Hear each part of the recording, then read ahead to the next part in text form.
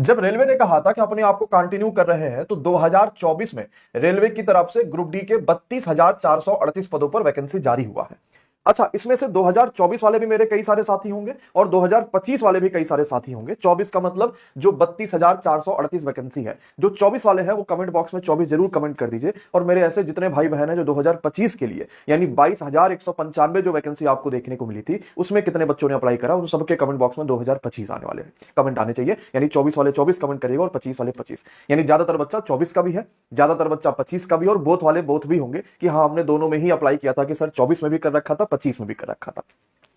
यह वैकेंसी शुरुआत से ही बड़े ही अंधेरे में रही थी। सबसे पहले इस वैकेंसी पर नजर लगी तो ग्रुप डी और आईटीआई को लेकर रेलवे ने जो एक खेल कर रखा था उसकी नजर लग गई, जिसकी वजह से ये वैकेंसी के पेपर टलते चले गए और पेपर ये खूब लंबे समय के बाद हुए। दूसरा, जब इन सारी चीजों से लेकर ये वैकेंसी बाहर निकली कि चलो ग्रुप डी और आईटीआई 10th और आईटीआई का मामला बाहर निकलेगा, उसके बाद इस वैकेंसी पर फिर से कोर्ट केस लग गया, जिसके बाद उस सुनवाई के बाद इस कोर्ट केस से बाहर निकला। लेकिन हाल ही में फिर से 2024 की वैकेंसी को लेकर एक और भी केस सामने आया है। और बच्चों, ये केस है 2024 की सीसीए को लेकर, यानी जो अप्रेंटिस वाला मामला होता था उस अप्रेंटिस को भी लेकर इस पर एक केस लगा हुआ है। और इस केस की जो अगली सुनवाई आपको देखने को मिलेगी, ये 24 का पूरा ब्यौरा है कि वैकेंसी 25 में आई थी जनवरी में, पेपर आपको देखने को मिला था फरवरी तक में, बाकी सभी चीजों को लेकर इस अप्रेंटिस का जो पूरा गेम चल रहा है 2024 वाली भर्ती पर, इसकी अगली सुनवाई 5 मई 2026 को होनी है। और अभी तक का इस पर कोई फाइनल फैसला नहीं आया है। इसका सीधा मतलब यह हो गया है कि ग्रुप डी का ये जो 2024 वाली वैकेंसी था, किसी भी हालत में 5 मई तक इसका तो रिजल्ट नहीं आना है। अगर हम आंसर की देखेंगे यहां पर कि हमारे पास पेपर और आंसर की कब तक रहा था सारी चीजों को लेकर, तो 17 फरवरी को आंसर की आई है।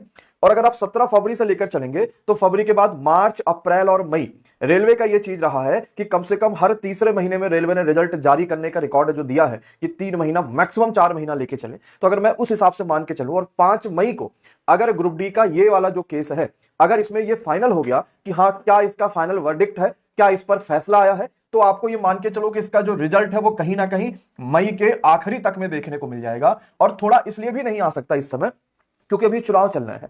आपने देखा वेस्ट बंगाल में इलेक्शन का पोलिंग हुआ है, इसके अलावा बाकी सभी जगहों पर है, पुडुचेरी में है, वगैरह वगैरह हर जगहों पर है, लगभग 5 जगहों पर है। तो इसके रिजल्ट भी 5 और 6 मई को जारी करे जाएंगे। तो यानी तब तक तो किसी भी तरीके का कोई भी रिजल्ट जारी कर पाना संभव नहीं होगा सरकार की तरफ से। और ये क्यों नहीं संभव होता, ये सरकार ही बेहतर तरीके से जानती है। जब इलेक्शन के रिजल्ट होते हैं वो मात्र 1 हफ्ते के अंदर जारी हो जाते हैं, लेकिन बच्चों की परीक्षाओं के रिजल्ट, जहां बच्चों के भविष्य का सवाल है, अगर उसके रिजल्ट समय पर आ जाए, उसके पेपर समय पर हो जाए, तो सरकार को भी फायदा है कि वो भी लगातार बच्चों के फेवर में बच्चा वो रहेगा, सारी चीजें सरकार के फेवर में। लेकिन फिर भी सरकार इन सभी चीजों पर ध्यान नहीं देती। तो 32,438 क्लियर है कि रिजल्ट क्यों पेंडिंग है। ये वो कोर्ट केस है जो मैंने आपको दिखा दिया। ये केस आईटीआई और 10th का नहीं है, ये केस आपके पास सीसीए को लेकर संबंधित है कि वहां पर कुछ समस्याएं हैं।